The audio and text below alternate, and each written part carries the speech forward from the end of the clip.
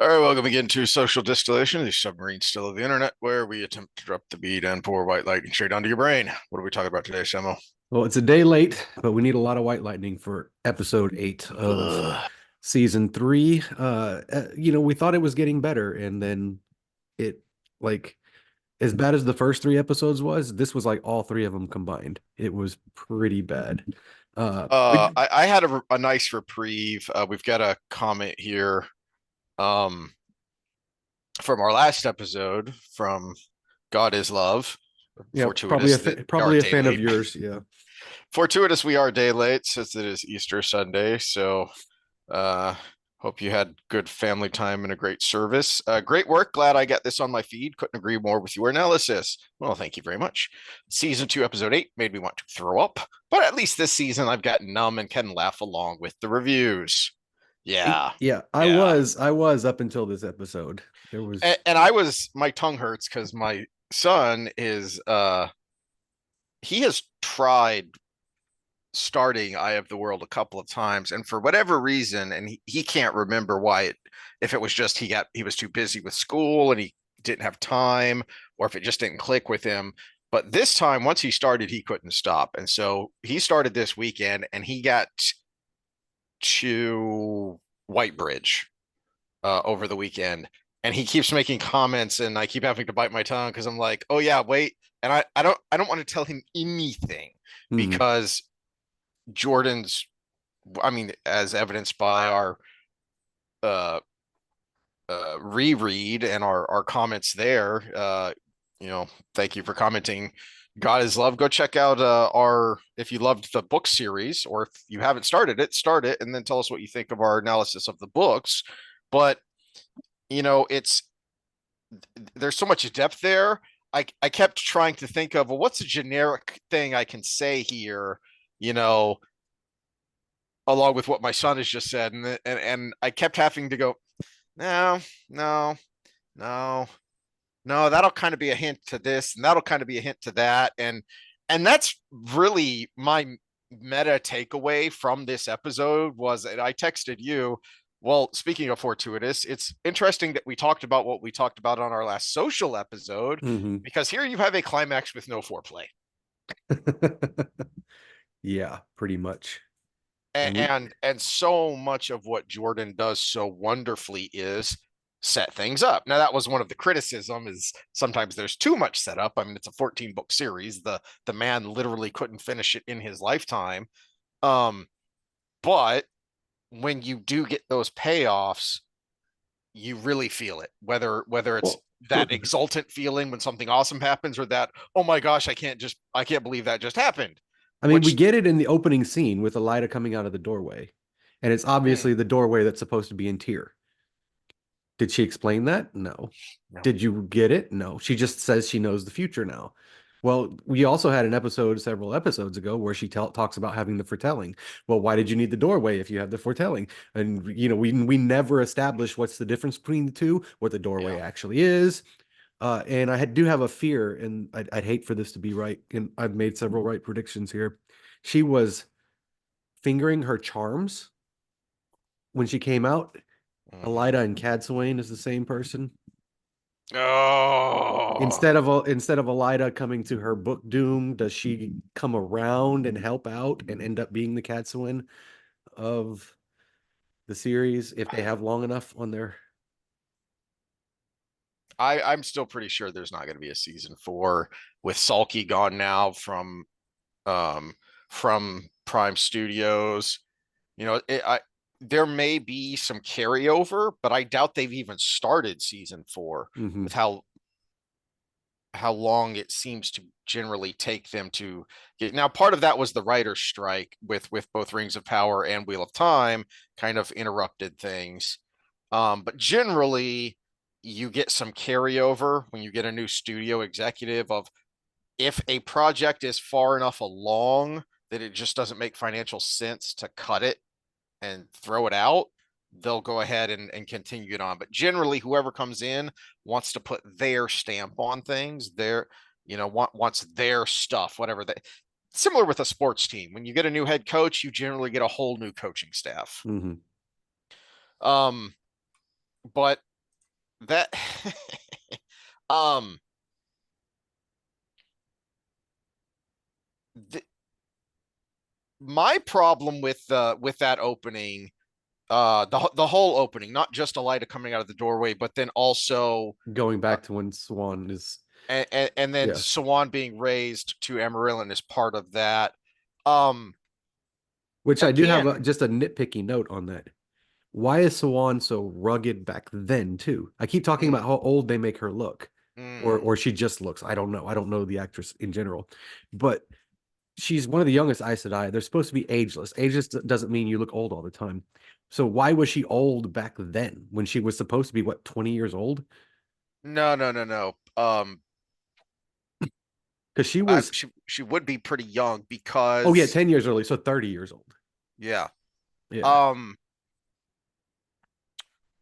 actually, I think around 40 because I believe her and Moiraine were 10ish years. I think both of them were 10ish years before they were raised to the Shawl, and then 20 years almost hunting the dragon.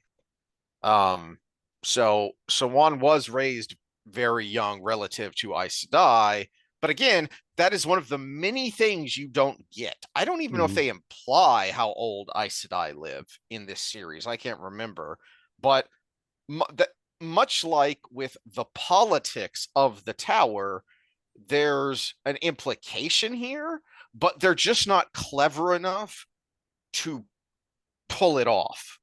So you have, oh, there's this implication of backstabbing, of politics, of the game of houses, but the writers here just aren't clever enough to pull it off. Mhm.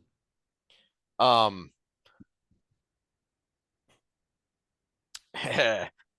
the only thing I liked about uh, there was a bit of cleverness, so credit where it's due, is they drawing from the source material when they depose Sawan, they essentially mix up from the books Sawan and Elida's failures with the dragon, Mhm.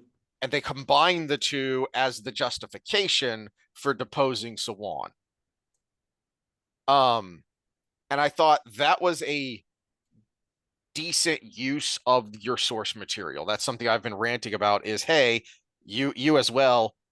Why do you keep making crap up when you could pull from the source material, not necessarily even from that exact scene, but you do what Peter Jackson did and you pull something that someone says over here and you have Gandalf say it here in the Fellowship because it fits and it works and it helps drive the story as well as give the audience a sense of who these people are, which again is the big problem in modern writing and especially so here. Did they even, I think this is the first time they even call Alvieran by name. Mhm. She's a very pivotal figure here, and she's Well, what you're getting nothing. from this, and this is what I pieced together, knowing the source material and the Mm, show, kind of just putting together the little things. And since we're skipping around to the whole uh, uh, Elida and Swan thing, even though we're mm, kind of out of sequential order in the episode, is she was told in the doorway that she was going to be Emerald and mm, Alviren was going to be part of it. And she, this would have been a good opportunity to set up later with Matt in the other doorway. That I mean, I think Alviren kind of says it out loud, like that they're nothing straightforward with those people or yes, whatever. yes.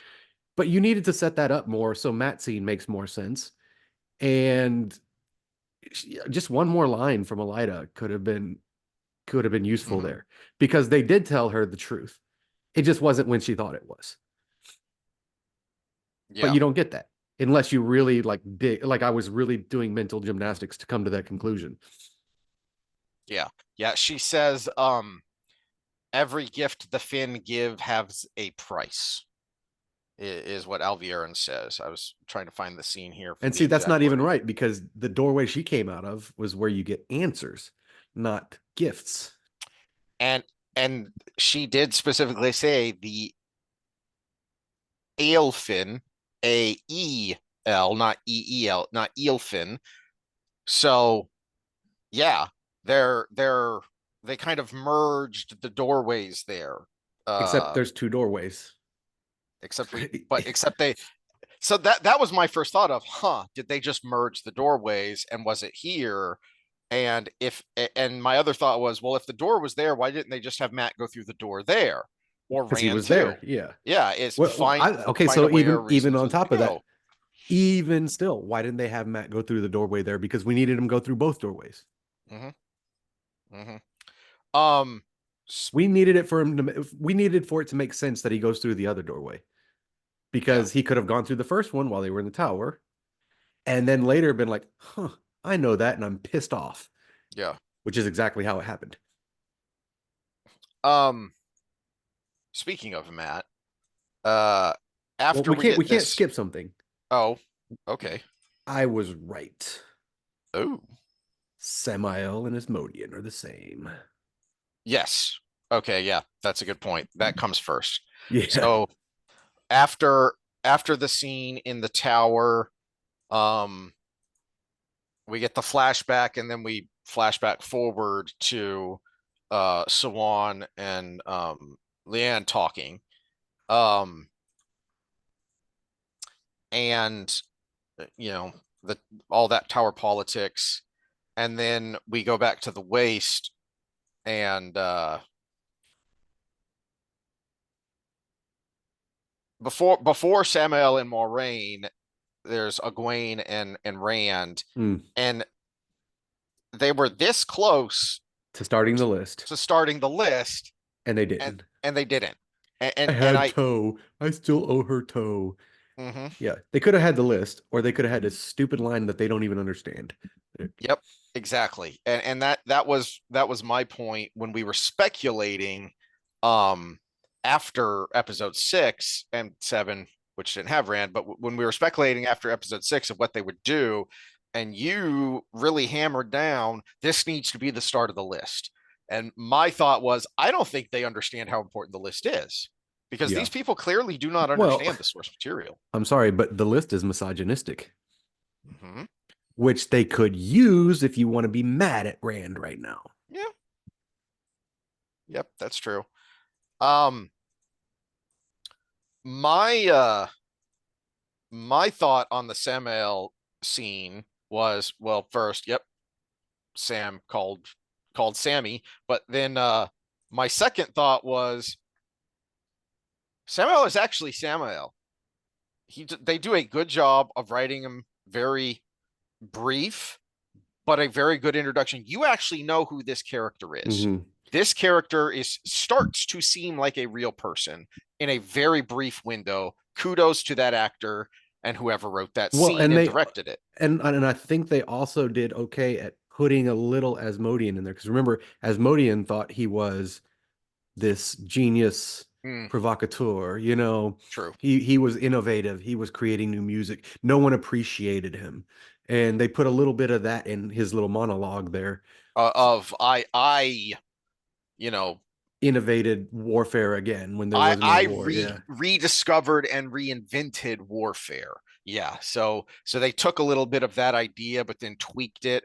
So my first thought was, you know what, that's really good, but now you have a problem because why would Samuel ever join slash train Rand? Oh well, you solved that problem.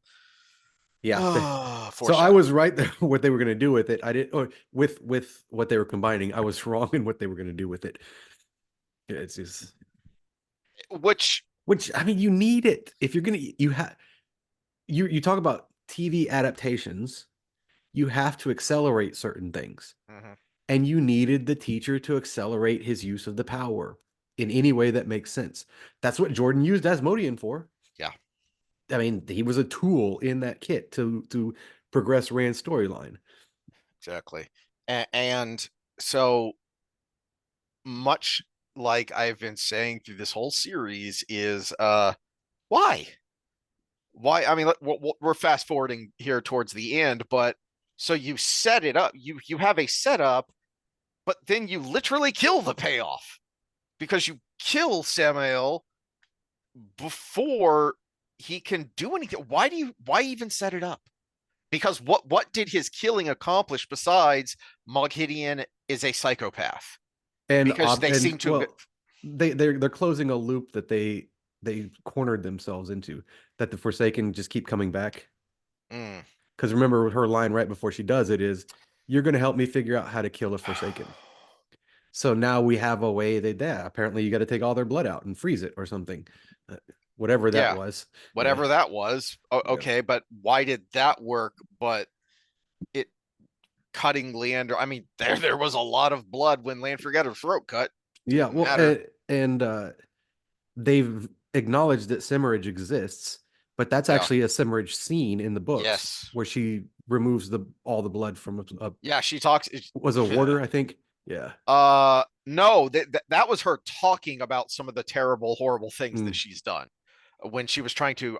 I believe that was when she had been captured and she was trying to freak out the Aes Sedai that were trying to interrogate her. And she mentions doing things like trying to remove all the blood or replacing all of the blood with something else. That one made me go, eee. Wasn't it like boiling water or something? It was something not Yeah. good. And seeing how long the victim would live was, so it was very clinical, which I've talked before about going to Dachau, which is where a lot of the medical experiments happened. And they saved what pictographic evidence was left, and it's displayed, and you need a strong stomach to look at it. Um, so I mean that was clearly one of the inspirations for her. I mean, just hearing about her, and then when you get there, and she's so. I mean, the clinical is the best thing I can think of to describe her as. So they take that away, and they make Moghidian just nuts. Hmm. And so Moghidian isn't even Moghidian, and you're crossing over Simiraj, but you're not really using Simiraj. What the hell are you even doing? Yeah. Well, and again, you've acknowledged that Samuraj exists. So she, if they Mm-hmm. do keep going with this, she has to pop up at some point. And what are you going to do? Have her be completely different? I don't know. Are they going Mm-hmm. to combine her with Masana and it's going to actually be Alviren? I don't know. You know So that. okay, So, so but the okay. So this is what the setup they thought they had. I mean, it is a setup, but it's just not a good one. They had Samael take this role where he's shielded, and that's the only reason the weakest of them could do this experiment is if you mm, had an actual Forsaken in a position where they could not defend themselves. That's what they were setting up. That was their payoff, but it took away from like probably one of the most pivotal, I guess, relationships in book 4 and 5, which we're kind of combining the two here. mhm, So, yeah. And the lack of a teacher then makes the ending even more pointless because it's all right, whatever. Rand is doing stuff. One, how is he doing it? How does he know what to do? And but again, what does it matter? well, Because you keep. see, and it's the fact that they had him purposefully doing it that is the problem. Because remember the rain, which was actually at Rydian, not in the bowl. The rain was a side result of Asmodean and Rand fighting No, over. the rain is what he did at the bowl to get the Aiel to stop fighting each other. The lake came from the fight because the fight drew so much of the power that they cracked the earth, and there was an underground aquifer that Mm. that that came up, and created that lake. Uh, yeah, we'll rant about that some more when we get there. I have a little mini. Do you have any thoughts on the Leandrin scene? Any notes on that? Where Malkadian is just, here's this thing you were looking for. You use the word a lot, contrived. And, Hmm. and and they're not even like wondering why her fingers are black or that she can look them straight in the eye, unlike a regular servant, Well, or all of yes, these things. And I still don't know what happened with all the puking in the food. What did that actually do? they just wanted her to be a crazy person. Yeah. She's a sadist. So she was just the jaded waitress spitting in the customer's food at that point. I don't get it Well, but also because it looked like it was why ritualistic. why did she even give it? There's no setup here and not really any payoff for the reason she would do this in the books is because she's the spider. She works from the shadows. And she's not working from the shadows here. It's just the spider is just a name.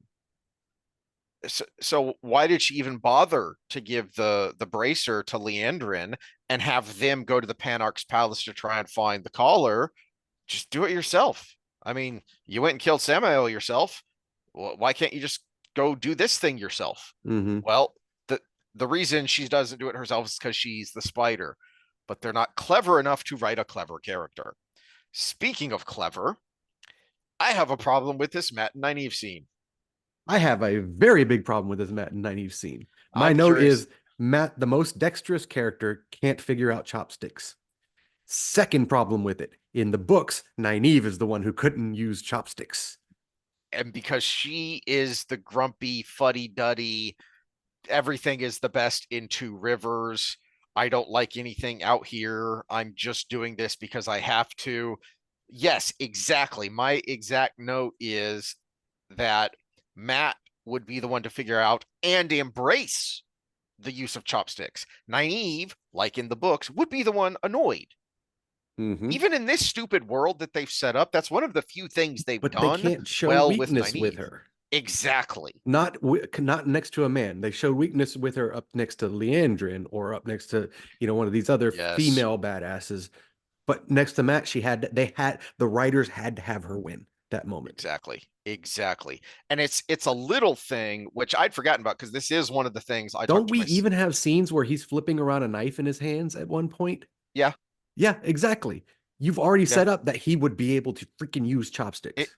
it's like the thing I didn't notice until I rewatched season one, and I did rant about this to my son, because he had gotten to that point of in the very first episode when we first meet Rand, and he's got to move those rocks, and he just throws his bow on the ground to move the rocks. Mm-hmm. That's a little thing. This is a little thing, but my son reminded me I had forgotten, and I missed this when we talked about the woodcutting scene.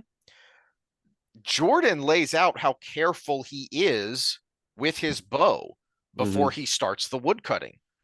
Well, it's a little thing, except it's not because it gives you Mm-hmm, insight into the mm-hmm, writers. Okay, so when we're dealing with someone, we've gone in depth with borderline personality disorder, narcissism, psychopaths. One of the things that's a very inherent trait of all of these cluster B personality traits is they lie even when they don't have to. mm, They just can't help themselves. They just do it. These writers do the fourth wave feminist even when they don't have to. yeah. They just can't. They can't make a commercial where the girl is dumb. They You can't have, make a yeah. yeah. They can't do. They just can't do it. And if they can't do it in a little scene like this, what are they doing with the overall story? Oh, exactly. And to that point, they have already established Nynaeve as a fourth episode of season one when they were still doing the ooh, who's the dragon? Who could it be thing?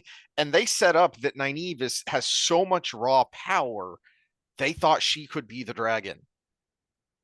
You've already established she's powerful. Why does she have to be awesome at everything? You, She's the Captain Marvel of this. yeah, you can't have one little thing. Speaking of one little thing, okay, so they see Leandrin and her crew, and it's off to all right. Let's do our thing, and then we cut to Rand, and this is an interesting scene if you know the books. If you don't know the books, it's wait a minute, what's going on here? Okay, the problem I have with this scene that happens in the dream with Rand and Lanfear is how is Rand suddenly so smart after the flashbacks? He understands those flashbacks way more than he should at this point. Mm-hmm. You have not given us any time to show him digesting this, to show him figuring this out, to show him talking to the Aiel about what he saw and what it meant, to have him maybe talk to Moraine because the Aiel won't talk about it and she knows history. And the thought I had here is if you're doing fast forwarding, which we acknowledge you have to do, why not introduce the voice here? Why not Hmm. introduce Luce Theron's voice? Yeah. And that's how he knows so much. That's how he seemingly remembers his former life. You don't even have to introduce the voice yet. You could have had someone say, "How do you know so much?" and him kind of just look off and then come back and then complete the scene and then pay that off later That's true. with Yeah. just a scene like in the prologue of a show of one of the episodes where he's sitting alone in the dark and now you hear the voice and he just moves his head in the exact same way he did in that scene. You don't even have to introduce that yet. You can kind of like soft introduce it. Mm-hmm. Um, Also, his line there about "you're a monster, Lanfear" would make more sense and hit harder if you had done the list, because instead of just, oh, you my dalliance with you caused me to break up with my girl again, see previous rant. If it was because what you did, because she acknowledges you sent, he said, you sent Samuel after me, didn't you? Yes, I did. That caused that girl's death. Yes, Mm-hmm. he did. It was his actions, but it was because of she initiated it. That could have been what really broke him away from Lanfear and made him acknowledge you're a monster. The other problem with this scene is you are directly contradicting the author because you're little shits who think you're smarter than the author. When we talked about Lanfear in our Lanfear episode from the book perspective, I pointed out that Jordan, and you could go look at the database of his own pronouncements, he said several times, and I read through and I shared the screen of no, Lanfear was not forced to turn to the dark. In fact, Mm-hmm. it was years after the Sharome fell and the bore was drilled. It was years later before Yes, the War of she Shadow wasn't actually even the started that second people one started to turn. Exactly. because it was Ishi then Grendel.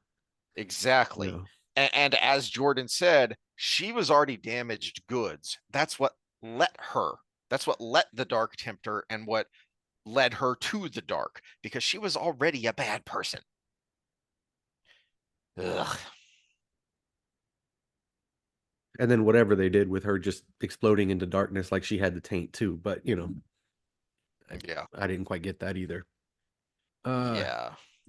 my I next don't scene know. was I don't know if that was supposed to be, was she trying to wield the showing true her power evil or or is it yeah. just look I'm evil? I don't know what they were trying to do there, but it didn't work.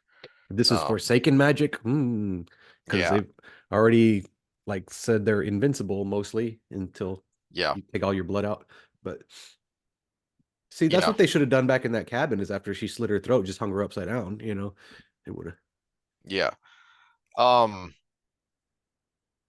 I guess YouTube disclaimer, we're talking about fictional characters in a show. I did not give that advice to do to anybody, please. yeah. Yeah. Yeah. So my next Um one was, oh, it turns out Melindra is a dark friend. Oh, yeah. Yeah. Um because that's what Valkyries do to save their homeland is become dark friends.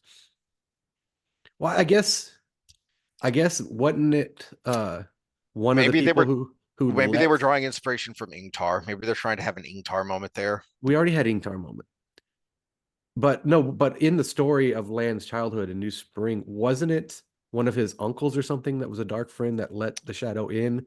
And I don't the remember if he was motivation a was dark friend or manipulated by the dark. but I think the motivation was that he was promised that would save Malkir, which actually is Yeah. true because Land got away and all of that. But Um so maybe they're combining that character into Melindra, yeah, maybe. I don't know. Um which at least they got Melindra as a dark friend. It's not with Matt and it's not the same, but and it doesn't end the same. But no, it ends dumb because we don't know this person and we don't care about this person. So, Yeah. Speaking of not knowing things, when we switch back to Tanchico, there is Is that before the Savannah scene? uh Because my next note was Savannah. yes, It is because okay. Yeah, yeah, then go on then. because Lanfear reveals herself to Melindra, and then you go, aha, she is a dark friend. And then we cut to the good guys heading to the Panarch's palace. And there's very briefly a good moment there with Tom, because they say, I thought you weren't going to help us. I thought you didn't want anything to do with this. And he snarkily says, I have this thing about watching kids die. Because he is the old man. And oh my gosh, you actually have a tie back because you did talk about Owen back in the first season. Hmm. You did talk about his nephew. Um, but you you don't do a very good job of reintroducing it. We kind of ranted about that when Matt and Tom first meet up. Um, Still should have been Patrick Stewart. Whatever. I mean, they could have afforded Gavin McTavish. It, My bigger problem here, McTavish would have been good. yeah. Uh, is so Nynaeve has this line where she says, oh, what is it? So Tom says, I have this thing about watching kids die. Um, what and Nynaeve says, whatever happened to Elaine and I, the woman who did it is a Forsaken. Wait, what? I feel like this feels like a scene where the editor accidentally cut a connecting scene, or they Mm. were forced to because of time. Because I'm like, hold on, time out. You didn't bother to establish this. When last we left Elaine and Nynaeve, they were just confused and wondering what the heck happened to the bracer. Yeah, I wouldn't be surprised because I could see attention to detail not being the strongest characteristic of the people editing these things. So, So, so did you edit out a scene that was supposed to connect that, or again, are the writers just this crap? Probably a little of both. Um. Anyway, so that was my big problem with that scene. Um. Oh, and then we get Mog Gideon and Samael, which we would already kind of ranted about. Um. I can't believe I don't have a note on that. Maybe it just was like I'm going to talk about it no matter what. Yeah. Yeah, it Yeah. was pretty crappy. Uh. They talk about the numbers, but they do a terrible job of showing you the numbers of the Aiel. Um, which, yeah, I know part of that is budget, but you did it at other times where you were able to, pull Well, back and just very briefly show us, you know, a zillion CG extras, I was about to say you know, take a lesson from Lord of the Rings CG extras. and yeah, and so in that walk to Alcair and then we cut to Savannah and Couladin, Yeah, and a Shido Wise one. I'm not Yeah. sold on the casting of Savannah. Nope. She's very distinctly described in the books. And the acting of this person is not even nearly good enough to justify changing everything. This Hmm. Sorry, there was a mosquito in here. One of these Texas mosquitoes too. So yeah. But yeah, she should be like the St. Pauli girl. We should have had bosom and blonde hair galore, both, and her proudly showing it. What we had is a person like actually dressed modestly. Yeah, she had some bling on, but not as much as Savannah would have had on. Hmm. And then the whole scene was like, oh, person walks in who's obviously not Aiel, but is wearing Aiel stuff. Hey, you get out of here. I need to talk to these two people. Well, but even that is a problem because obviously not Aiel. Savannah looks like uh uh brain fart.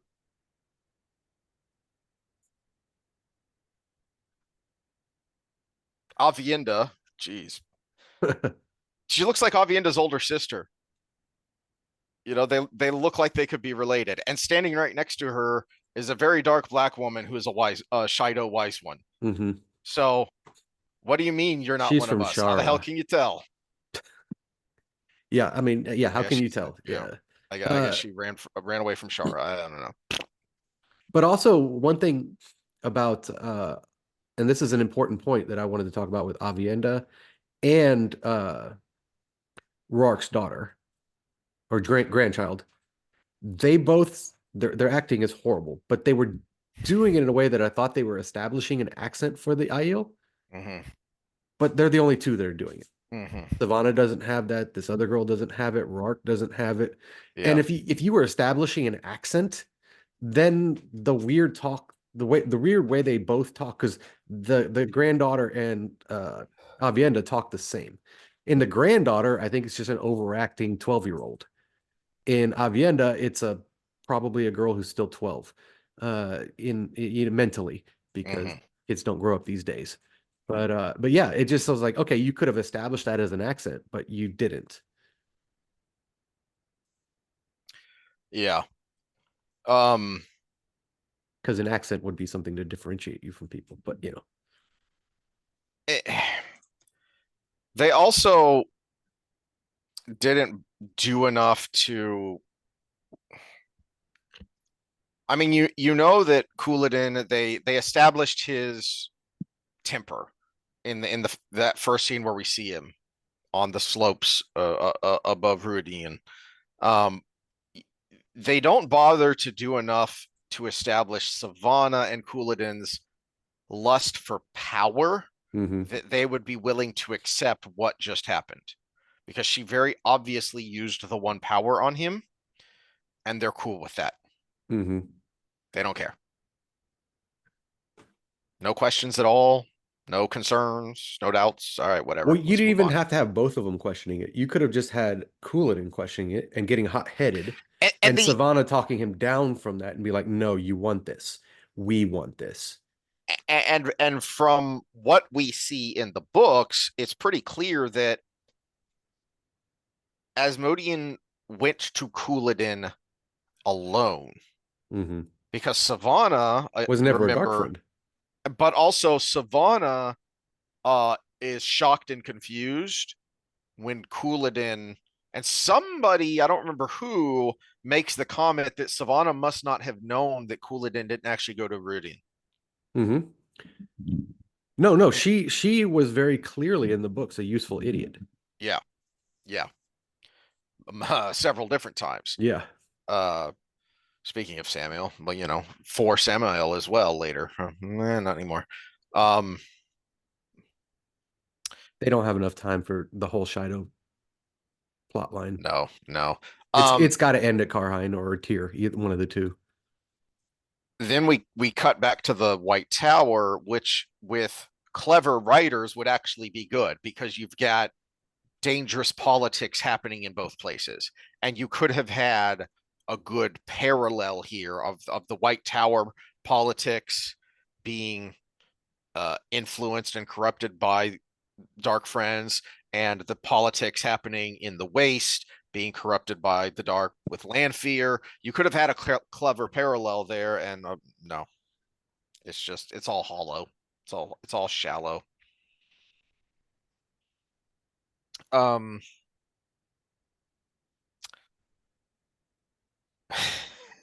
Speaking of details, so did you have any thoughts on what is actually happening in the White Tower? It doesn't last so long. That scene doesn't last long, so I don't know if you care or have any No, my thoughts on next White Tower thought was when it actually happens. it. Okay, Yeah. so uh, then we cut back to the Panarch's Well, palace. I guess I already made a comment on that because that's when she confronts Alviren and says something's going to happen and you want to be part of it, kind of Yeah, thing. yeah. Yeah.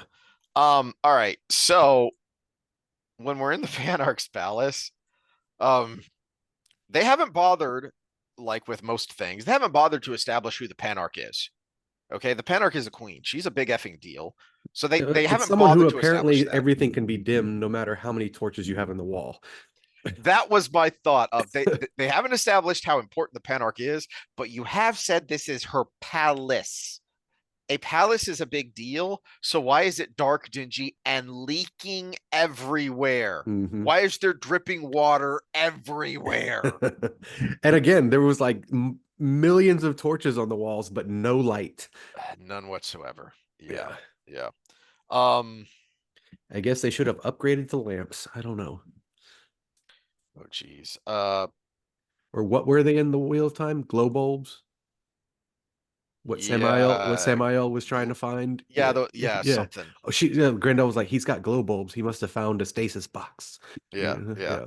It's like a ever burning light bulb is kind of how it's implied, the description there. But he definitely needed some of those. So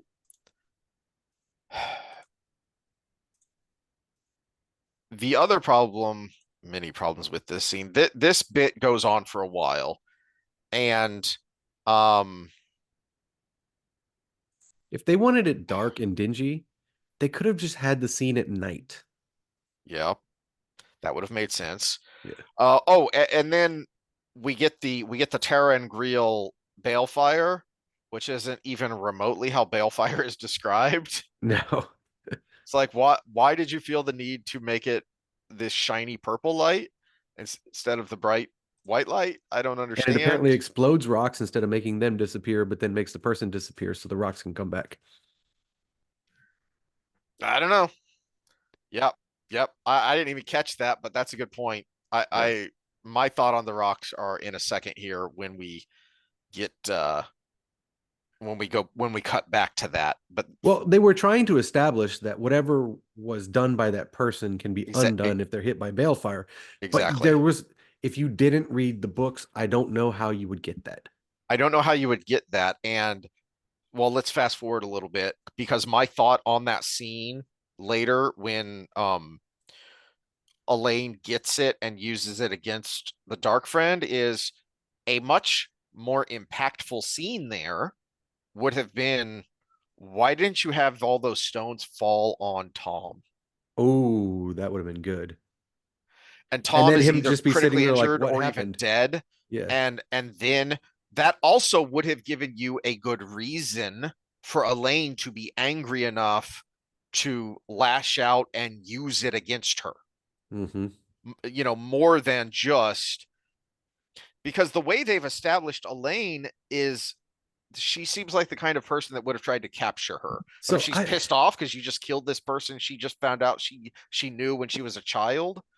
if anybody has listened to any of our football episodes where we're ranting and raving about what's going on in the league and everything, one of the things I brought up multiple times is these genius head coaches need like a normal dude on the sidelines walking around. And every once in a while in the game, when it's obvious the coach is overthinking something or trying to be too clever, the normal dude just walks up and elbows him in the side and says, "Hey, you're overthinking again."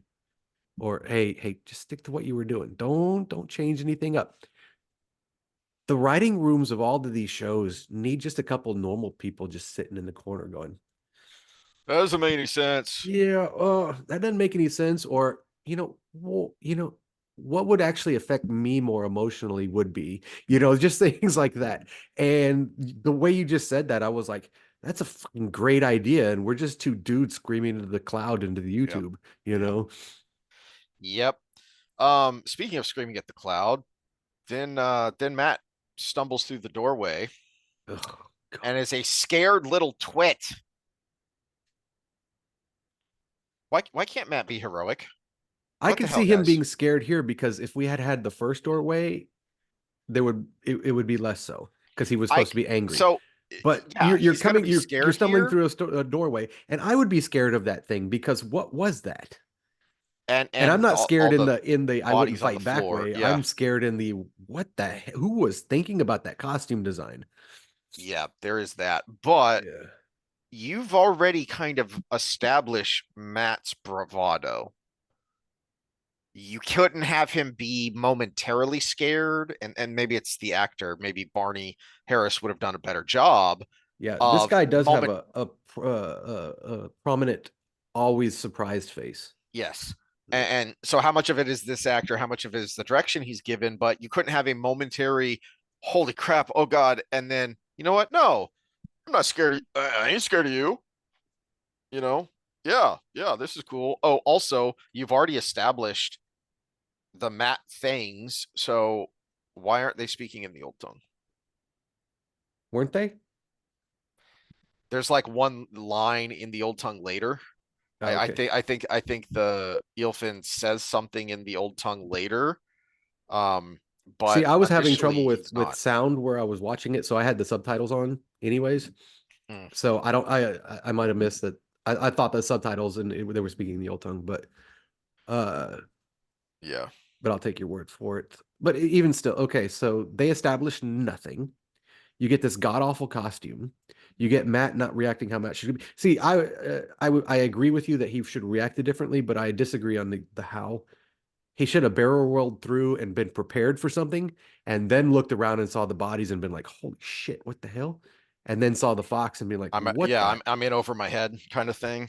Yeah, and I thought I could handle myself, yeah, but and oh then boy. saw the fox and done the old Arnold from Predator. You're one ugly motherfucker. You know, Yeah. Yeah. Yeah, that, I mean, either way, you would have given Matt a moment to be a hero. He is supposed to be one of the heroes here, and he's a nitwit. Anyway, um, don't worry, he'll bring it when the moment matters. uh, so, oh, and then the thing, I don't know that we're ever going to find out because, like I said, I really don't think we're getting a season four. But what the heck did they do with his memories? They That's the thing. erased That's the them. thing. Yeah, What? That's not how this is supposed to work. yeah. No, they reversed order because remember when he Mm, carried the knife in the books, he had holes in his memory. yep, And what he demanded of the elfin was to have was those holes they filled. have those holes filled, and that's where the battle scenes came in. So what they did here was he's got the battle memories in his head, but basically they've implied that his brain is overfull. And what they did was bring it back to normal, but instead of taking away the battle memories, they just took away regular memories Mm, to make room. So he's like, I don't even know how I got here, but I still remember this battle from 10,000 years ago. You know, yeah. Do they ever really explain it, or is it just implied that the memories are from blowing the horn? they implied that, Okay, yes, I thought that's kind of what the implication was there. which was also dumb. Yeah. You could have they did the dagger. They did the dagger, and he could have come out of that scene where Moraine sniffs the taint of the dagger, and which was weird when that happened. But and then been like, I have all these holes in my memory. I can't remember parts of my childhood. I can't remember this and it. You could have had Hmm. that scene back then, and then come forward and actually had the correct line. I want these holes in my memory filled, Hmm. and then had the battle memories come out of Yeah. it. I'm trying to find the Because you didn't scene. even use the battle memories from the horn because they were just Yeah, something driving him crazy. that's a good point. Yeah. Yeah, you didn't even need it. Um, uh, he dropped some F bombs, which annoy me. Again, I've already ranted about this. Yeah. He, Okay. So we just had an episode a couple episodes ago where Min is throwing out blood and bloody ashes and all of these. yeah, And now the Min Matt scenes, it's all F's and S's, you know?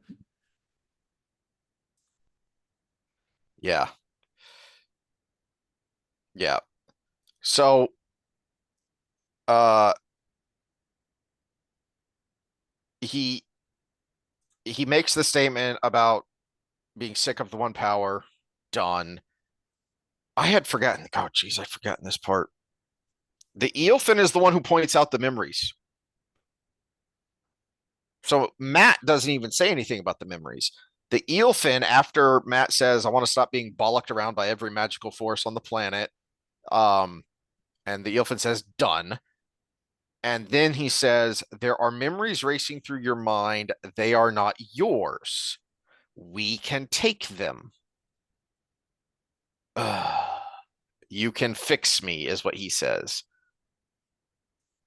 is Matt's So he didn't reply, even and initiate then the you'll say done. request. Yeah. No. They basically pushed him in the direction they wanted. Yeah, Yeah. yeah. Now, obviously, we know, and you even get But this see little bit of setup from that's even Alviarin about, stupid because if that was the progression of that conversation, they would take all the battle memories away. yeah. But now, presumably, the turkey sandwich is going to be dry because they do kind of imply that with that scene at the beginning with Alviarin is that there's always a catch. The Finns don't speak straight, basically, Yeah, but and there was there's nothing always a in there that catch. would have been because this is supposed to be like the three wishes with the genie, right? Yeah, yeah. You know, where you have to very specifically word how you do it, you know. Mhm. But yeah, but And even then the way he worded it wasn't to take away his other memories. It was to take away the bad memories, especially since they led him into the question. yeah, well, okay, that's a good point. Um, yeah, is is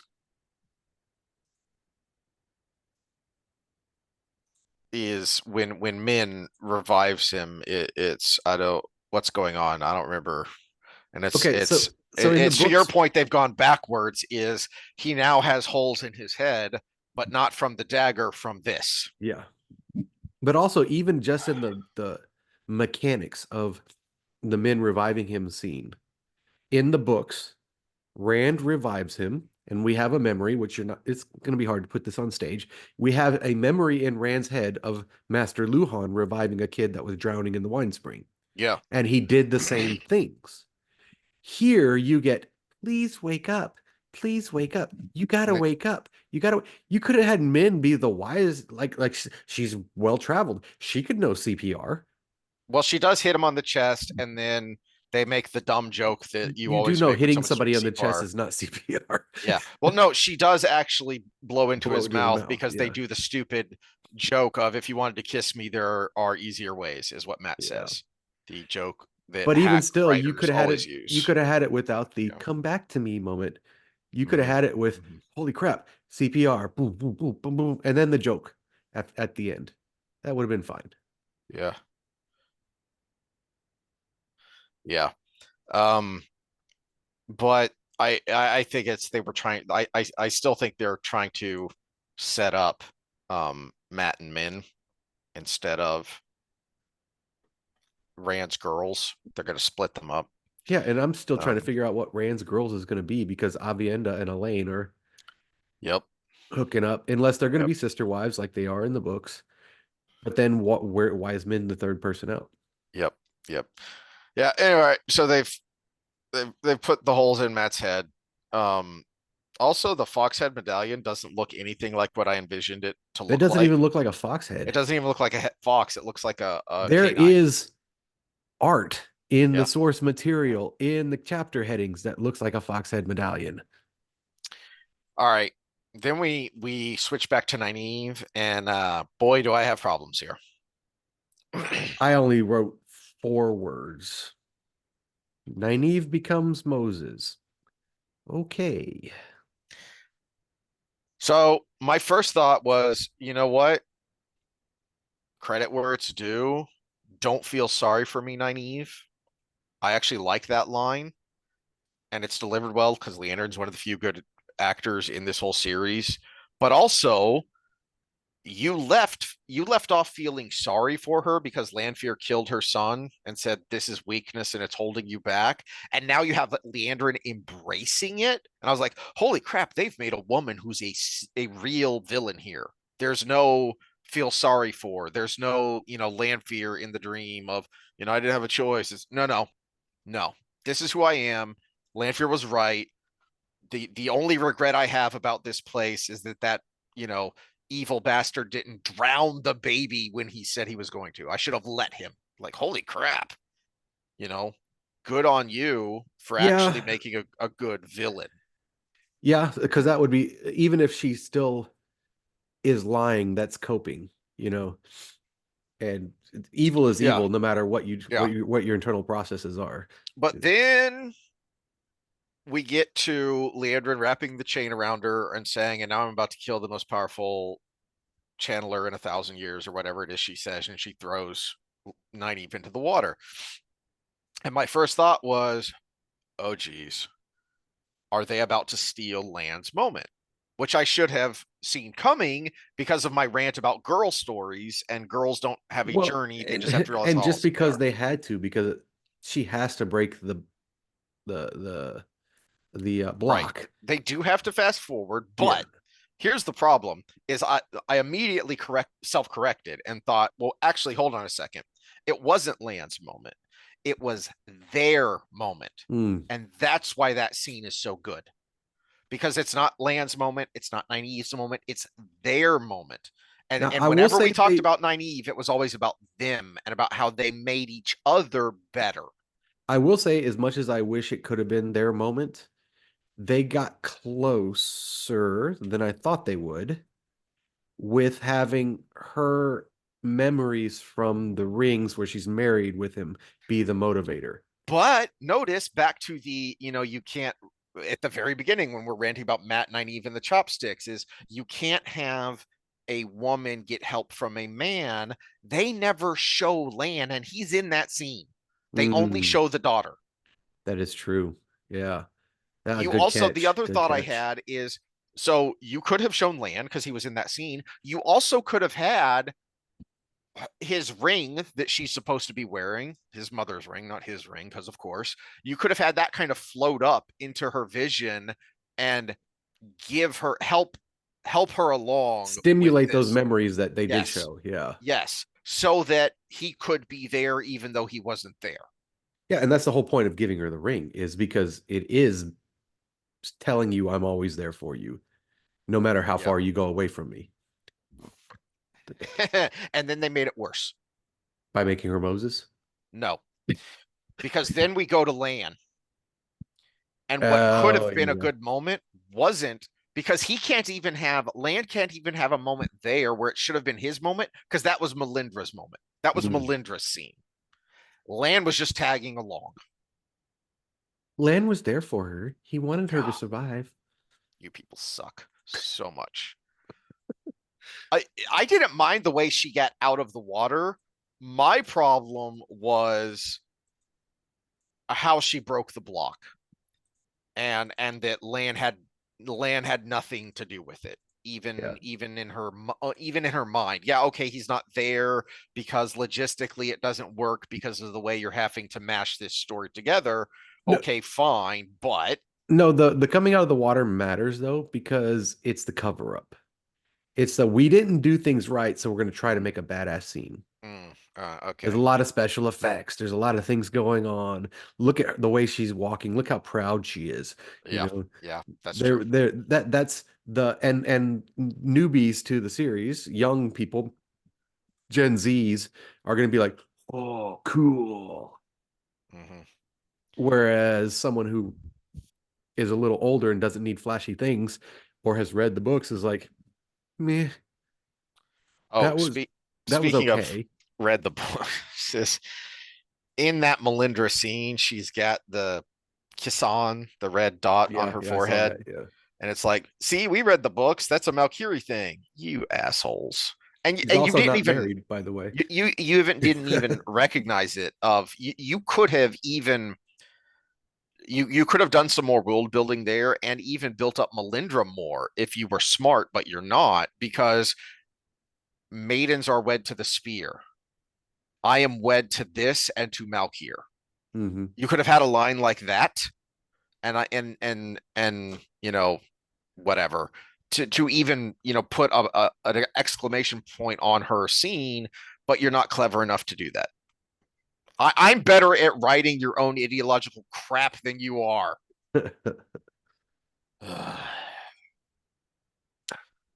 And the only moment. Wait, who says this line? Hold on. Oh, does Melindra or Lan say this? Yeah, Melindra says it. You couldn't even give him the line. I forgot about that. Okay. You could have at least let Lan have the last word in that scene. Like, closing her eyes and say the line, Yeah, death is lighter than a feather, duty feathered. or Yeah, heavier than a mountain. No, she said it. You couldn't even give Lan that because you you suck. and it doesn't have to be that way in that exact scene. If you had had Lan say that to Rand and all the and Perrin and all of them earlier, because then Mm-hmm. it would have been a Valkyrie saying it to another Valkyrie. Now it's her giving him advice, where it could have been something he's been saying the whole time. Mm-hmm. Yeah. Yeah. Um, Then we get to back to the tower, right? well, first there's a scene with Rand and Moiraine that is compounding the how is Rand so smart all of a sudden? Oh, yeah, yeah, yeah, yeah. Because he figures out that Moiraine was working with Lanfear. Well, then why isn't he as pissed off at her as he is with Lanfear? Mhm. Because she's culpable for all the terrible things that happened because she was going along with one of the Forsaken. And he's just like, "Oh, no, you're right. You're awesome. You were right all along because you're the main character of this show, not me." Yeah. Which is the inverse of what it was supposed to be. Because remember, she was supposed to come to the realization that I have to let go. Mm-hmm. He's the one that let go there. But without any setup. So what Oh no, this I'm not saying it was done well. I'm just saying they inverted what was supposed to happen. exactly what I think they're trying to show here is Rand's hardening Yeah. because at the end there, one of the things he says is you, basically, did you know what Lanfear was doing to Egwene? And Moiraine says, I suspected, but I was trying to drive you two apart. And Rand says, me and Egwene or me and Lanfear? And Maureen says, both. And it worked. Good. You did the right thing. There is no setup here. We have no, I mean, you opened up this episode for Rand with him all teary-eyed harvesting the freaking squash. And now all of a sudden he's this hardened asshole. Where did that come from? It's just it, Trauma. it has nothing to the because where did that come from? Well, again, Moraine's the main character of the show, not Rand. That's where it came from because this isn't Rand's scene. This is Moraine's scene. Ugh. Anyway, um, Which is funny because yeah. the whole season, this season, they're talking about Moraine's experience in the rings. And she has a scene with Lan and with Rand later where it's kind of centered around her knowing she's gonna die. Yep. And what it was really in the books was it was realizing she needed to let go and stop being so controlling. Mm-hmm. They missed that. Oh, but They no, she missed, can't let go yeah, and stop being controlling. She has to be an even bigger girl boss. yeah, exactly. So they Yeah. inverted that and made the whole I'm gonna die, feel bad for me. So victimhood status. And also it will be better if I control you until I die kind of storyline. Yeah. Um. Now we're back in the tower. Oh, jeez. But this is where what we talk we don't have to spend much time on this because we talked about it because we have the whole play out of what Elida does. Uh it's okay, similar because it happened in a different way, but they convened the hall with just enough people to have her raised and Swan deposed. Uh I didn't care for how they portrayed in CG how Stilling was done. Mm-hmm. It was like what Moghedien did to Samael, only with the power, instead of like cutting off some source that comes Mm-hmm. from some other place. The only thing I liked about that scene was that it where Jordan never shows us how it's done exactly. Um, the only thing I liked is that it was painful. Not necessarily because I doubt the way it's actually done. No, it's not painful, but you need to show the audience that this is something that is bad. Well, the way they describe it in the books is like a major depression. Like all of a sudden, the will to live just winks out of your body. The in the books, the badness comes in the after effect. That's harder to show in a visual medium Well, like there were this. times, not with Swan, but with other people that got stilled, that Mm-hmm. it was immediate. Like that horror, that feeling of loss was, it was like watching a child die. That's your child in front of you, right? Mm-hmm. And then, so it's that gut wrenching, like, but it's an emotional gut wrench. It's not basically this painful process of something physical being ripped from your body. Yeah, yeah. Um, And she still looks old after, by the way, if anybody mhm. noticed. She, Yeah. I remember we talked about way back that they were probably making her look old now so they can contrast that with just taking the makeup off. Nope. And yeah, nope, they Nope. didn't even go that far. Yeah. Yeah. Oh, geez. Speaking of, so in between the tower scenes, um, after the she's deposed and stilled right there in the hall, we go back to El Doll, and after Couladin reveals, "I am the Karakar," and it shows off his tattoos, Rand steps down and again, was there a scene cut here or are the writers just this dumb? You know, either or, six half a dozen. My father was genuine of the Iron Mountain Sept. How the hell does he know that? Wasn't he genuine in one of the? I don't think so. No, no, because you brought it up that they Oh, inserted that you're scene. right. Yeah, You're right. yeah. You're right. You're right. You're right. You're right. Never mind. I take that one back. That was actually cleverly done because they didn't have the scene with the wise ones from the books. And instead, they had his, because I pointed out, I actually like that because of that connection. Okay.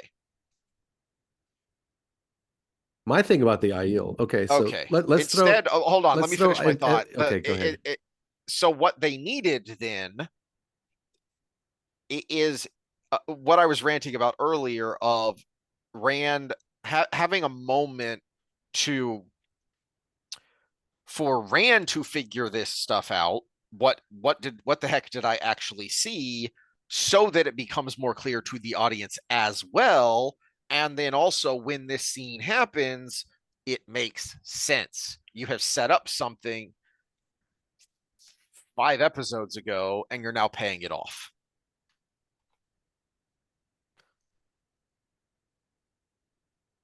You still needed a connecting scene there, Hmm.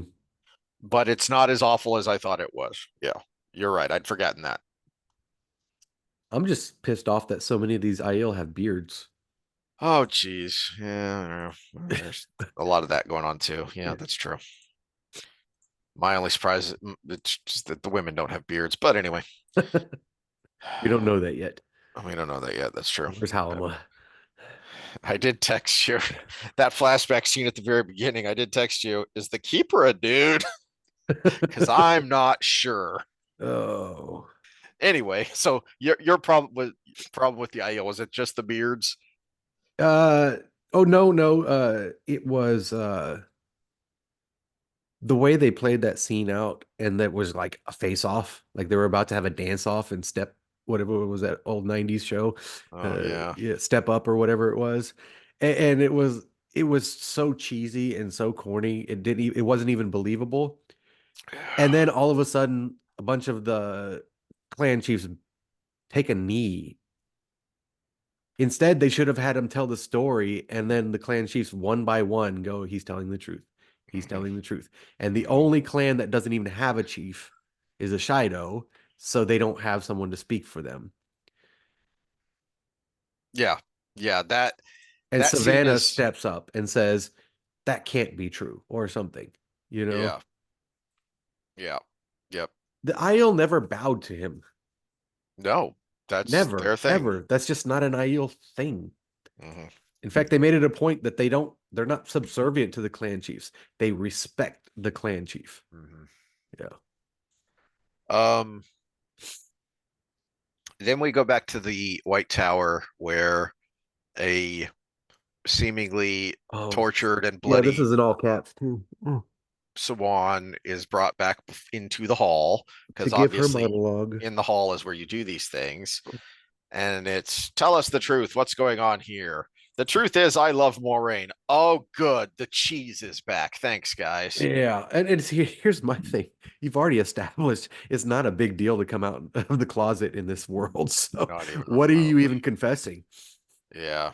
Yeah. Yeah. Yeah. And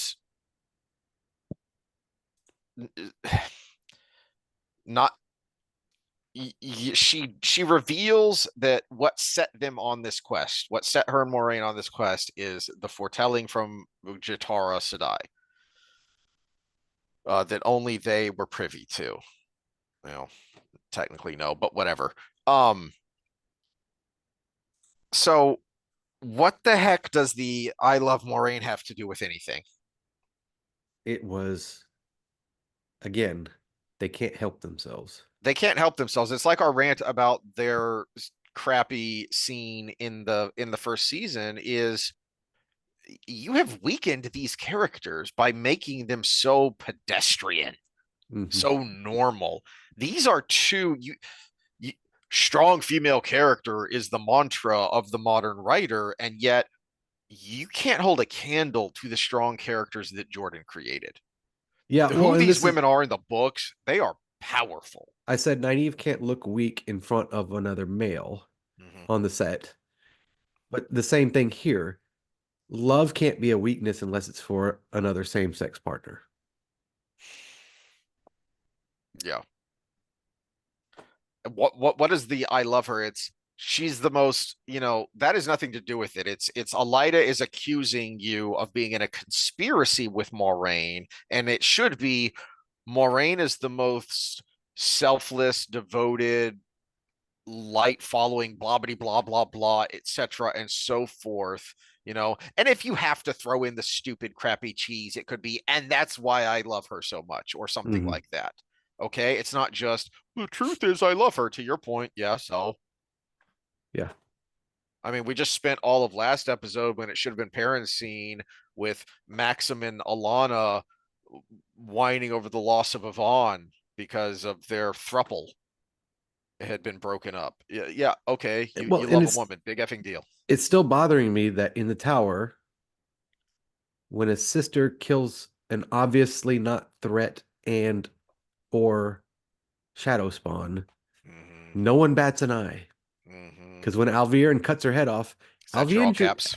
Alviren just actually proved herself to be a dark friend by doing that. And unless there's some loophole in the oath about being an executioner following due process. No, they still had regular executioners do the job. Okay, here's her loophole is that um they have judged that Sawan is a dark friend, and I believe she's a dark But friend, so I I can said I kill her. couldn't kill dark friends either, unless they were threatened by them. I thought they. Hmm. Nope, only shadow spawn. It specifically says shadow spawn. Well, never mind. You don't have a loophole. Yeah. My only But thought was, see, oh man, Elida did it in a previous episode when she killed the shielded Black Sister. that's a good point. I'd forgotten about that. But that's why I asked you in that episode, did they go through all the three oaths previously? Yep. Yeah, that's Yeah. right. That's right. I'd forgotten that. Yeah. Jeez, what a hot mess. Um, No, you cannot indiscriminately kill with the power if you're under the three oaths. So yeah. Alviren just proved she's not under the three oaths. Elida proved she's not under the three oaths. But right after that, Swan comes in and says, "Oh, we were wrong about you." No, you should have said, "Oh, we were right about you." Yeah. I had forgotten this part too because I've got it going in the background here to remind myself of the sequence of the scenes here. And Sawan's voice, as she's talking to Elida there, it cuts to Moraine and the stupid code and call. That's not the code and call. Sangreal getting ready to fight Lanfear. It, why aren't you talking about how awesome and powerful she is instead of I love her? What the?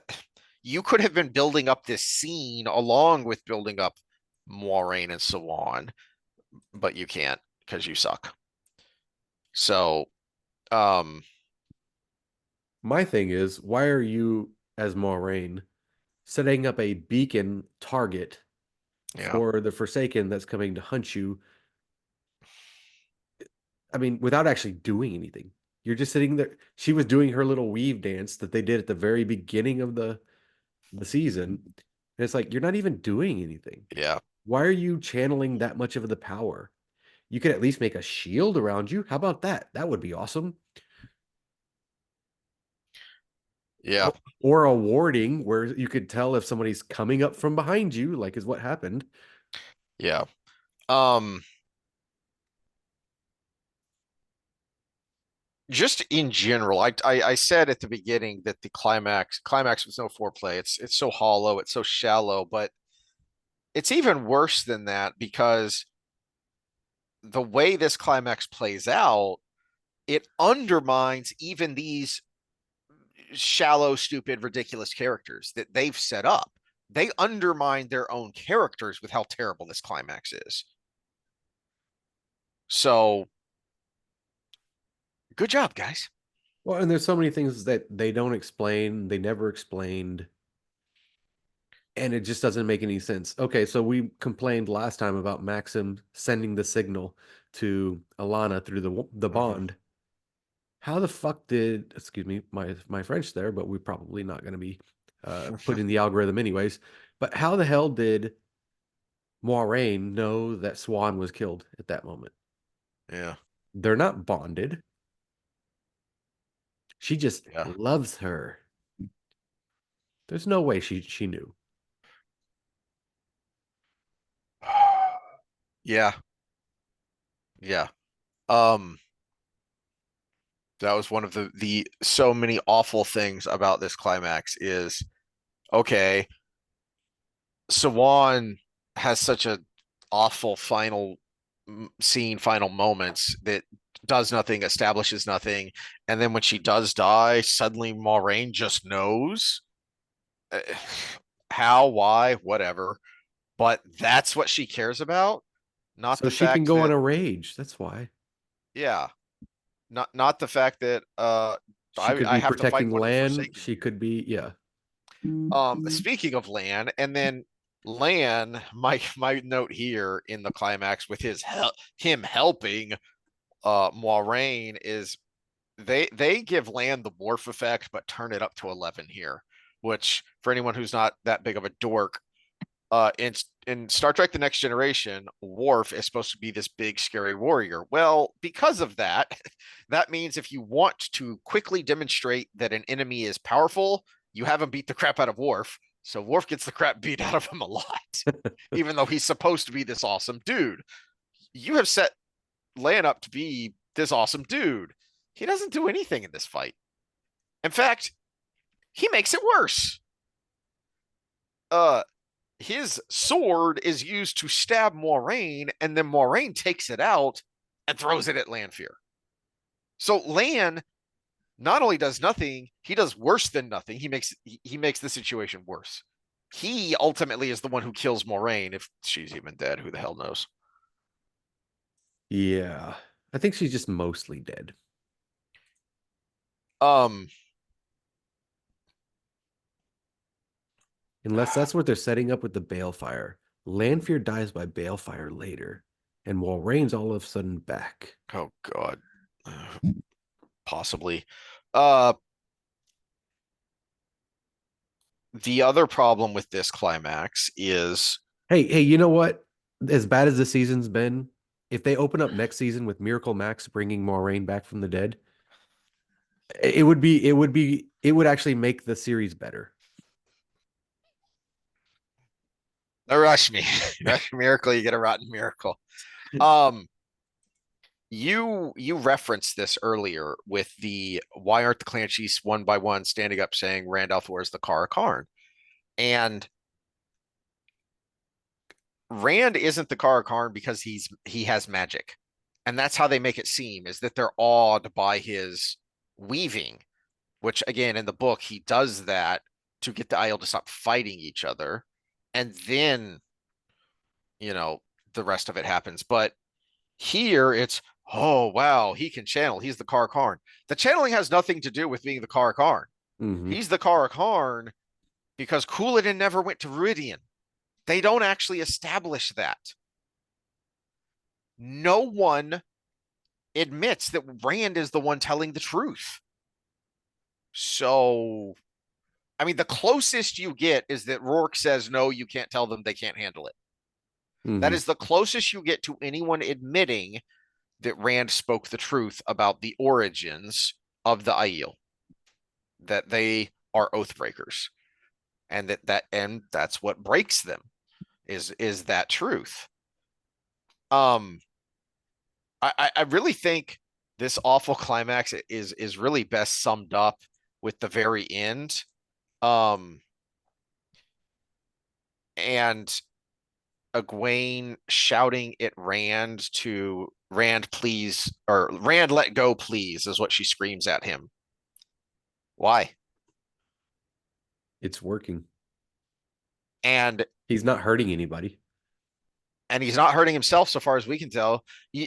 There's no setup, and I don't, outside of that crappy season 1 finale where uh where the Shinaran lady burns herself and the others connected to her out and kills them. Mm-hmm. That is the only time I think they have referenced that you can hurt yourself channeling too much of the power. There's certainly no physical signs that he's in danger.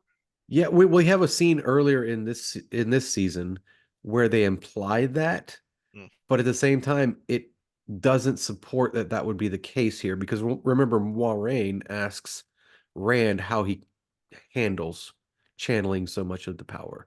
yeah, So yeah, what it tells you is a thing, but it implies that he is over and above. yeah. I should clarify that Rourke does say Rand al'Thor is the Karkarn, and to your point, they all kneel before him, which is not an Aiel thing. But again, it's after he makes it rain. And that's not why he's the Karkarn. It's not because he magically makes it rain. It's because he went to Rudine, Cooladin did not. He has the marks. He's the real deal. Cooladin is not. Um, and Rand looks perfectly fine while he's channeling. So why is Egwene yelling at him? Especially since she shouldn't be able to see the taint or the weaves. Yeah, you just needed this faux drama, and it's pointless. It is utterly pointless. Okay, so let's end the actual episode there and let's finish with if there's a season for blank. What I would like to see, what I think's going to happen, or how they're going to fuck it up even more. It could be any one of those three or all three. It will continue to be utter crap, no matter who takes over, because you would have to clean house so much. It's just not possible. They don't have the political capital, they don't have the intestinal fortitude, and they don't know where to find competent writers because they have so boxed themselves in to, I mean, how many times did we say they can't help themselves? Just in this episode, let alone all the other episodes, is they can't help themselves. They have to stick within their very tight ideological guide rails. The I mean, they said they were combining book 3 and 4. Was there any book 3 in this really? No, they said they were skipping three. Oh, I thought they were. I thought they said No, they were no, no, combining it. no. It was Okay. book 4 and 5. Oh, okay. Yeah. Yeah. Well, they've built up Kalendor so much that I don't know how the No, hell no, they're gonna do this, but yeah. there's So only one reason they did is they could not fathom the fact that fate would bring the Aiel to the Stone of Tear at the same time as Rand and at the same time as Matt and the girls and at the same time as Perrin They could not Yeah. fathom this concept and how to make it look right. Even So though they they said, okay, basically we'll just did have them that go at get the at the IEL first and then come. even though they basically did that at the end of season 2 Yeah. with having the IEL show up in Falm instead of Tyr. Well, something tells me they made this decision before the whole thing even started. And that, Probably. yeah, that would make that season two ending make sense. But if they do get to go forward, one thing that made me happy about that last episode is Cooladin did not die. A lot of speculation out there was Rand was going to kill Cooladin, and then I said, well, You Aviendha thought might kill him. Avienda was going to do Yeah, it. yeah. Yeah, I've actually Which kind of gives us a chance surprised for he didn't. Matt Yeah. and the girls to converge with Rand and the Aiel at the Stone of Tyr at the same time Cooladin gets there, and Matt can have his moment. Because remember, Matt's moment of being accepted as badass was when he killed Cooladin, which we never saw. And you get a film writer that can pull that one off, Mm-hmm. and I will have hope again. So that's the hopeful uh way that this could go. I don't know what they're gonna do with the Forsaken. Lanfear's batshit crazy. She got away at the end. Warrain, we'll see what happens. Nynaeve is now badass because she can channel at will, which they didn't. There needed to be an epilogue in this episode. There needed to be a closure on Nynaeve going, acknowledging that she hit that moment of breaking the block. We needed an epilogue from Rand and Rourke and maybe Avienda and some of the wise ones talking about the future of the IEL. We needed something. We needed Mm-hmm. just a couple little scenes that's conversation based and not action based to end this episode, kind of like they did in season two when Moghedian shows up and has Lanfear captured, which no one ever explained how Lanfear got back away, but there is that. But it would at least put a little close, a little cherry on top that kind of set you up for the next part, and we didn't get that here. So we'll see. Yeah. I'm looking around, and so far, all that's being reported is this it's in limbo. Nobody knows yet. It hasn't been canceled, but season 4 hasn't been greenlit. What's amusing to me is how every one of these articles talks about how it's an expensive series, and how many times have we complained you don't see it on the screen. Yeah. Well, a lot of the effects is where the Yeah, expense is, effects still and look like crap. yeah, well, and even if they look like crap, these things take like a year to render. We talk about CG and stuff. They put in the code, and then these things, several thousand bytes at a time, just that's why when I Yeah. have to edit a video, it takes like an extra 2 days because I'll edit it, which takes a few hours, and then I'll hit render and it'll take like 10 hours for the final product to come out, even though I cut out maybe 30 seconds of us filming each other. That's why we do everything in one take because Yeah. those, and a lot of your favorite podcasts, they're they'll be talking about something and you're like, oh, well, the thing they're talking about already happened. Yeah, because it took that long for the edited version of that video to be done Hmm. before they could do it. So maybe they'll see what's going to happen is now that Bezos is kind of switched gears a little bit because he knows who's in power and he knows he's not stupid. If he was stupid, he wouldn't be where he is. Hmm. Uh, the stuff he's doing with WAPO and now with Amazon, he got rid of what's her name again? Sulky. Sulky. He got rid of Sulky. What they're probably going to do is take about a half a year of time and go through, okay, so what projects are salvageable that are already going? What do we have that was future projects that we can work with? Okay, and then weigh, okay, that future project weighs more than that thing we already have. So we'll put the future project forward. Okay, this one, can we salvage that? And that's going to be the big question. They're going to look at seasons one, two, and three and see the results of fandom ratings, all of that. Because I'm sure season three, the people who don't understand the freaking 20-year-olds that are just getting introduced to this and they're enamored by Moses Nynaeve, they're gonna keep watching. Hmm. But what they're gonna probably do is say, okay, our ratings are here, and they won't get better unless we bring back the original watched season one because they were in love with Wheel of Time, the actual books, and then went away. And so if it comes back, that's what I think happens is they figure out, okay, we can try to bring these people back if we do it this way, Yeah. if we release publications like this, if our news, uh, if our media tour goes this way, if we can bring back half of that audience that left us, then it'll justify finishing this thing up. And so that's I Yeah. think if it does come back, it's going to be better because that's gonna be the only answer going forward. Well, it's going to be better, but in the words of one of America's great military heroes from the greatest war movie ever made, Major Payne, it's still a shit sandwich. It's just not soggy. Well, and again, sins of the past. How do you adjust for the sins of the past, And, right? and I'm actually kind of concerned about that because as is potentially good for YouTube content creators as it is, we've gotten more engagement from doing this than we have Oh from yeah, the other stuff recently.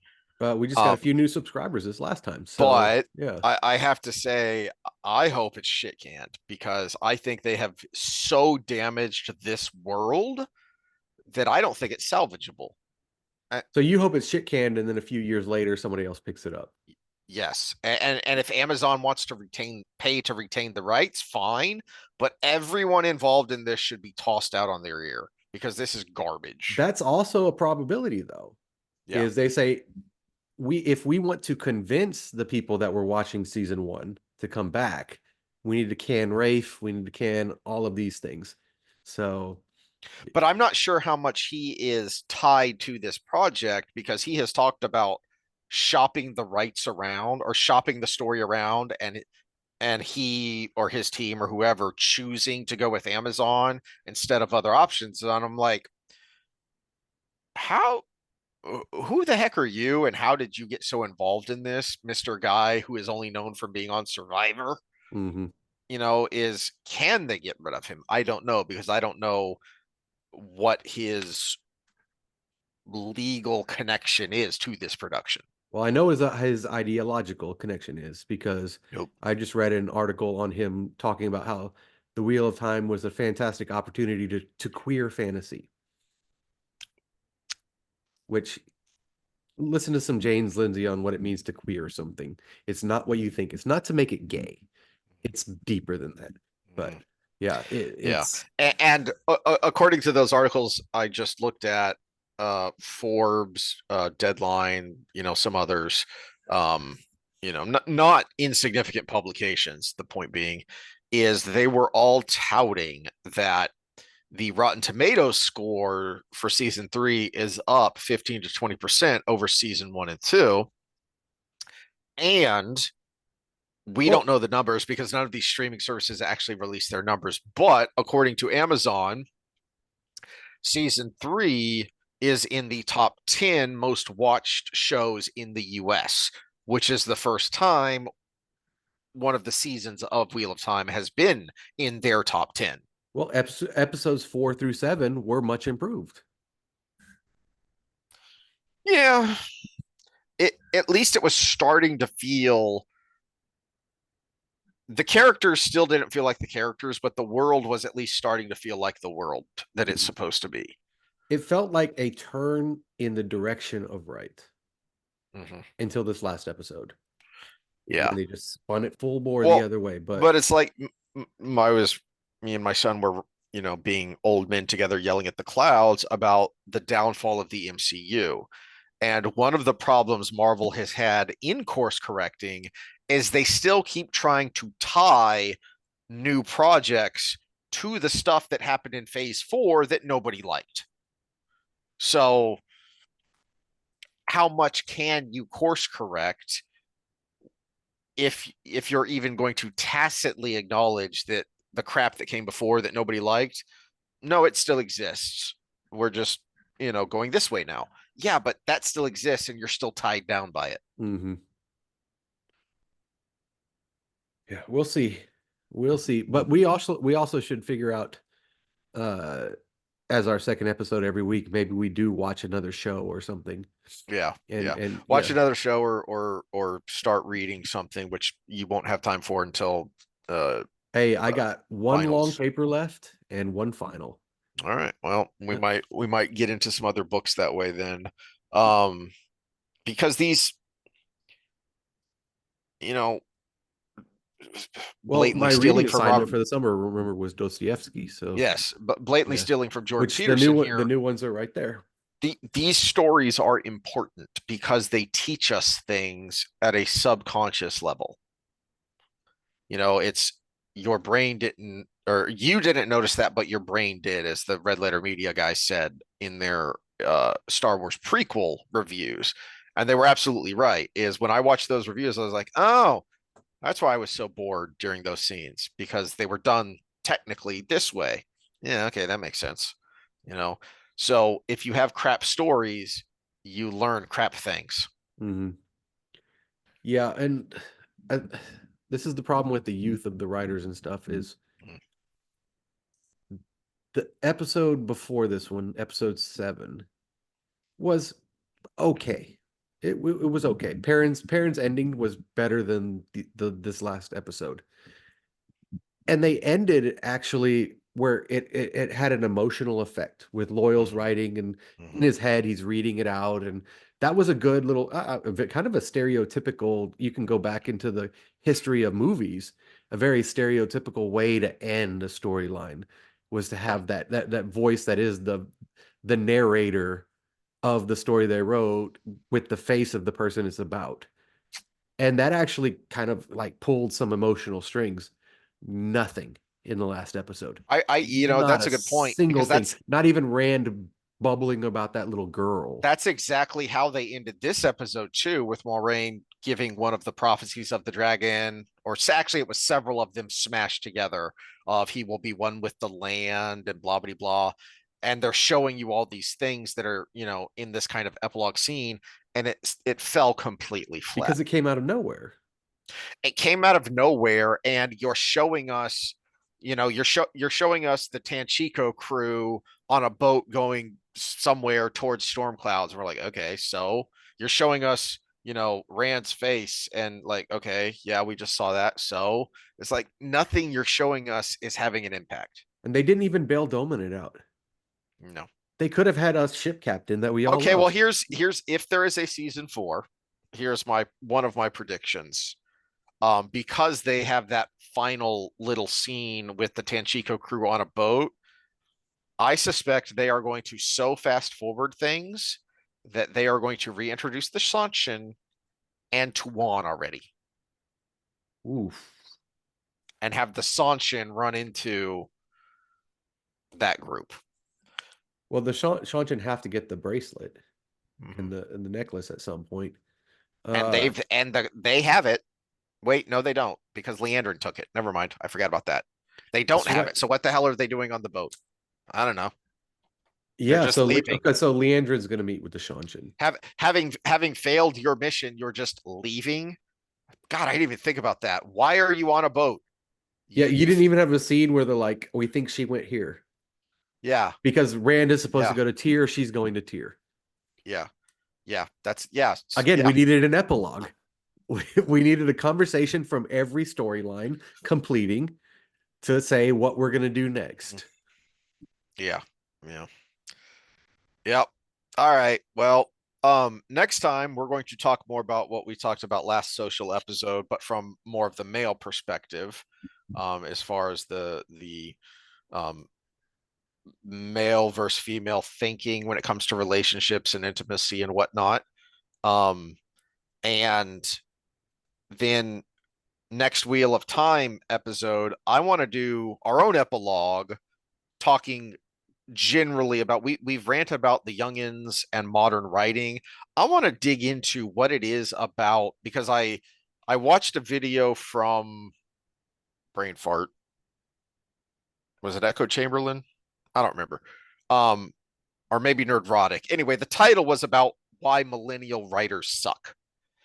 I think you and I are uniquely placed to talk about this because we sit in that border. And I don't know how many people remember, there was this brief moment of time, and I don't remember if it was the late 90s or the early 2000s, where somebody tried to make Gen Y a thing. And that was supposed to be us. And it just went away because we're not quite old enough to be true Gen Xers, but we're not young enough to be true millennials either. We kind of straddle that line. Well, we're on the edge because millennial is 1981 and beyond. I Mm-hmm. was born in 1980 and you were born in 79. Mm-hmm. So we're Yeah. technically Gen X, but as with anything that's a spectrum, Mm-hmm. there's gradation, right? Right. Something didn't happen that one year that changed everything.